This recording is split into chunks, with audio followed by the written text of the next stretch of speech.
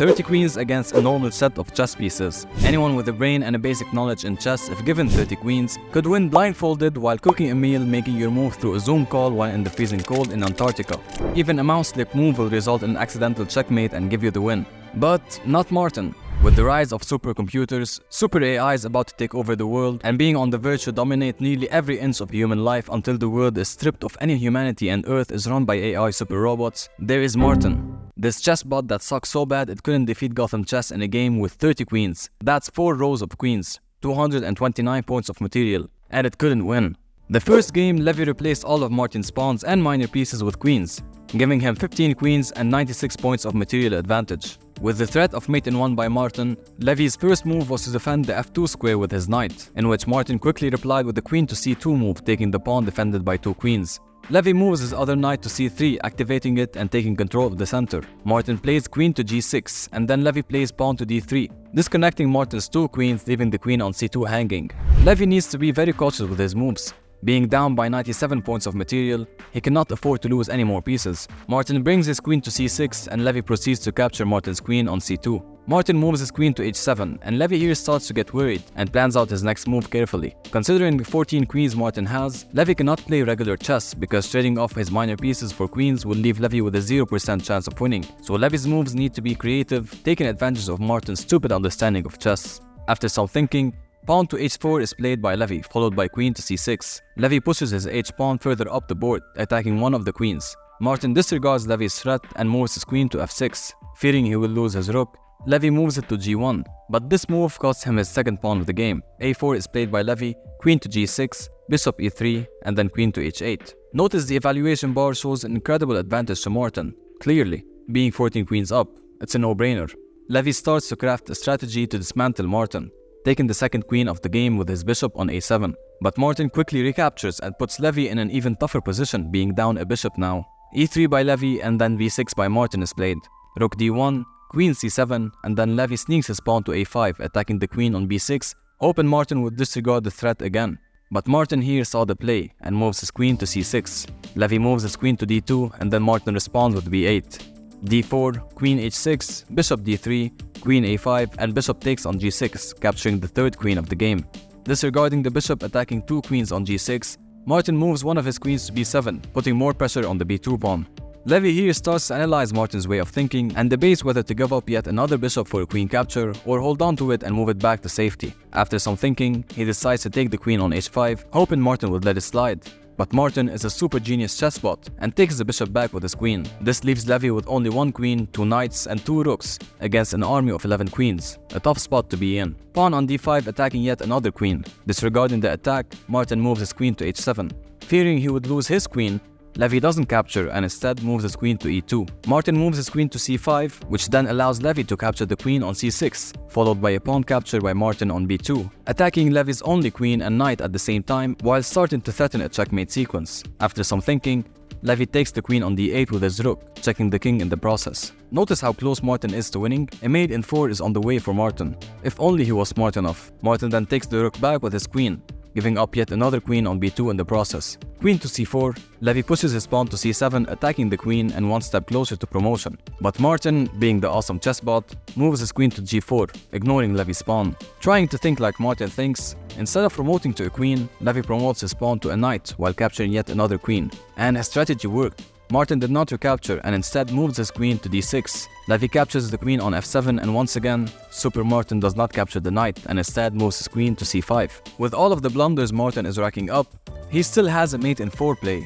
but it's Martin we're talking about here, so of course, that's not going to happen. The knight run ends though, after Levy takes the queen on h6 and Martin finally decides to recapture it with his queen. Levy here is starting to gain some hope, and the chances of him winning the game are starting to increase. From being up by 15 queens, Martin is now only up 5 queens against Levy's 1 queen, 1 rook, and 2 knights. It seems like Levy is on a roll to win the game, but the challenge is yet to happen, because after this game, Martin will get 30 queens to play with against Levy's normal pieces with 2 added pawns. Now this will be a fun game to watch. Levy moves his knight to e2, and Martin responds with queen to e6, knight to d4 attacking the queen, and then queen d7 moving away from the threat. This was the first time Martin showed any type of good chess knowledge. Could it be that he was trolling the entire time and is about to destroy Levy in 2 moves? Maybe, or maybe not. Levy plays queen to b8, checking the king, and then Martin blocks the check with his queen. queen back to b2, and Martin repeats the move, bringing his queen back to d7. Pawn g3, queen g7, queen b8 to check again, but this time Martin moves his king away from the check to f7 instead of blocking. Levy checks Martin again, and now Martin blocks with queen to d5. Queen back to b1, queen to h5, giving Levy a chance to fork 2 queens with his knight, defended by 2 pawns.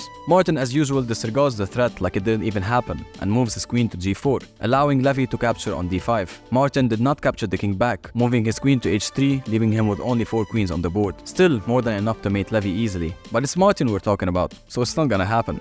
Levy here bets on the fact that Martin is not smart enough to catch a discovered check plan, and plays the move queen to b3. And in fact, Martin did not catch it and played the move queen to g6, giving Levy the chance to move his knight to f4, checking the king and attacking the h3 queen at the same time. Martin gives away yet another queen by moving it to d5 to block the check.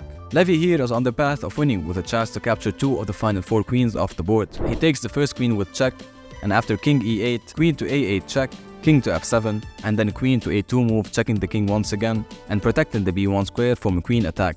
King to e7, and now knight to h3 is a free queen. Queen to f8, knight back to f4, attacking one of the last 2 queens. Queen to h6 to try and protect it, but Levy captures one of the last 2 queens Martin has, leaving him with only 1 queen against Levy's queen, 2 knights, and a rook. Since the game is locked for Levy winning, he decided to bully Martin more by giving up his queen, taking the last queen Martin has and then proceeding to promote all of his pawns to knights, and delivers a beautiful checkmate with 5 knights. This game proved how stupid Martin is. 14 queens up and couldn't win a game. But let's say Martin made a few mistakes here and there. Let's give him the benefit of the doubt and say that Levy is rated 2,528 higher than Martin. So Martin should be given an even bigger advantage. But when we're talking about statistical advantage and probabilities, it may sound a bit too complicated to understand. I mean, math is hard. But what if I told you there is a way you can learn math, computer science, or data science that doesn't cost thousands of dollars or take years and years of schooling? It's actually free and easy. I'm talking about the sponsor of today's video, Brilliant.org. Okay, so before I continue, the advantage Martin will have in the next game is 30 queens. 30 full queens against Levy with only 2 pawns extra to prevent a mate in one situation on the first move, giving Martin 229 points of material advantage. In order to understand the statistical advantage Martin has, you need basic math, which Brilliant offers along with thousands of lessons from basic to advanced topics and more added every month in a fun and interactive way. Whatever your skill level is, Brilliant customizes content to fit your needs and lets you solve it at your own pace. Introduction to probability, applied probability, math fundamentals, and way more. This is just one of the countless courses you can learn at Brilliant.org. To try everything Brilliant has to offer free for a full 30 days, visit Brilliant.org/rookmoves or click on the link in the description. The first 200 of you will get 20% off Brilliant's annual premium subscription, just because you're part of the Rook Moves channel. You're welcome. Now let's see how Martin with 30 queens will play against Levy. Knight to c3 is the first move Levy plays, and Martin responds with c4, pawn to a4 and then e7.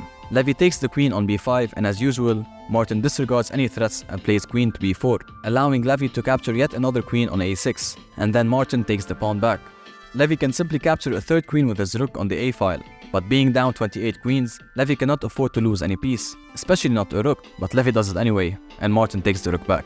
Pawn to h3, and even though Martin has a billion ways to mate Levy and end the game, I mean even just capturing random pieces on every move will lead to a Martin victory. But Martin decides to just chill and plays the move queen to f7, pawn to b3, queen to h4, and it's obvious after this move that Martin doesn't care when a pawn threatens him.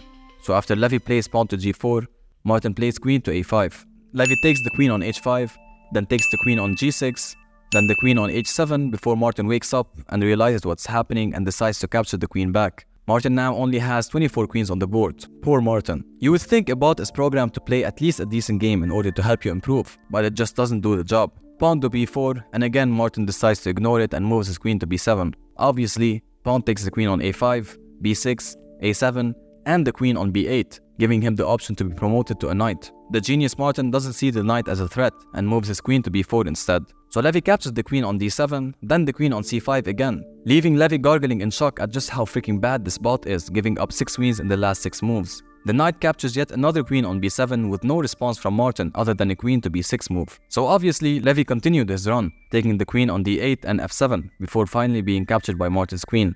Martin went from being up 30 queens to now being up only 15 queens and playing worse than I did when I first started playing chess in my life. But Levy understood the meta.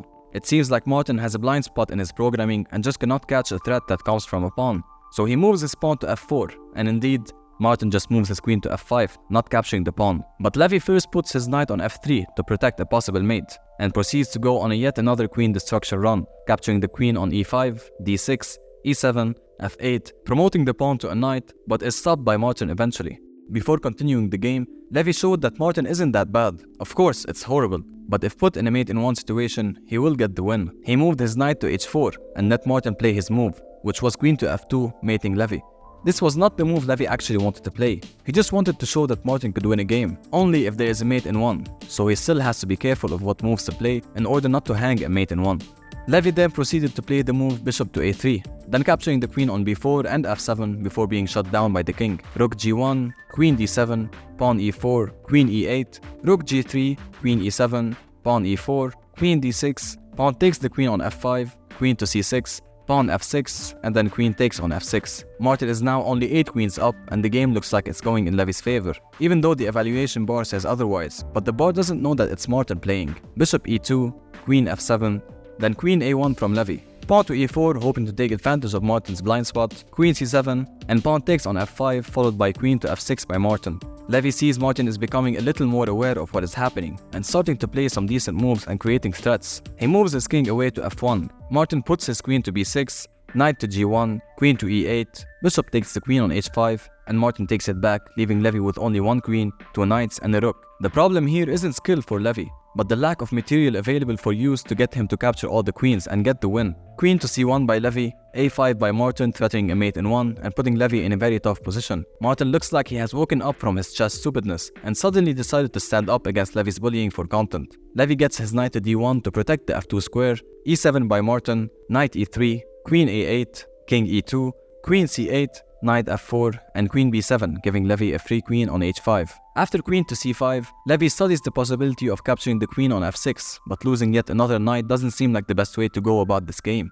But again, it's Martin. So after Levy captures the queen on f6, Martin moves his other queen to c7. Levy moves his queen to d5, forking Martin's queens, and like you guessed, Martin doesn't capture, and moves his queen to d8 instead. Levy moves his pawn up to f6, Martin replies with queen to e4, and then Levy takes the queen on b6, followed by a recapture from Martin. Things are starting to look well for Levy, being down only 5 points of material, leaving Martin with only 3 queens. Levy delivers the first check of the game with queen to a3. Martin blocks with a queen of his own. Levy moves his queen back to a2, b7 by Martin, officially ending the game in the favor of Levy, leaving him a wide open road towards a mate-in-1 after he moves his queen to g8. Check, mate. Let me know down in the comments, is Levy a super player or is Martin just that bad? Thank you for watching and make sure you subscribe.